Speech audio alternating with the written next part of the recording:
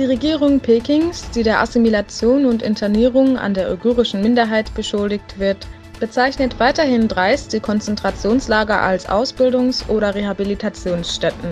Der Sprecher des Außenministeriums Geng Shuang sei gewillt, Beobachtern die Lage vor Ort zu zeigen.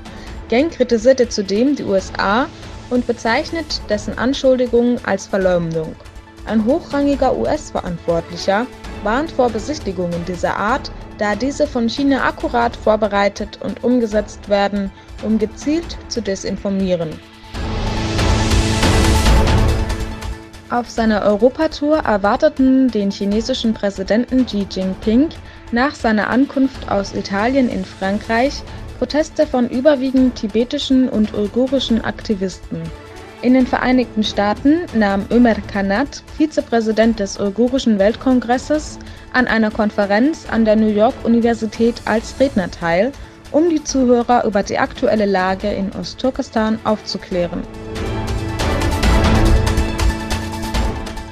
Der israelischen Verteidigungsfirma ImageSat International zufolge soll Venezuela von Russland klammheimlich S-300 Raketensysteme erworben und bereits erprobt haben.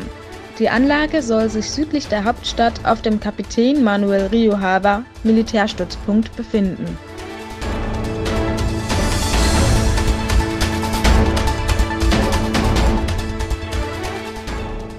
Die Anerkennung der Golanhöhen durch die USA als israelisches Hoheitsgebiet erfährt weltweit unter anderem von England, Russland und der Europäischen Union heftige Kritik. Türkische Militärjets sollen ein griechisches Regierungsflugzeug mit dem griechischen Präsidenten Alexis Tsipras an Bord bedrängt und abgeschnitten haben, so berichteten griechische Medien. Hintergrund konnten Gebietsstreitigkeiten sein.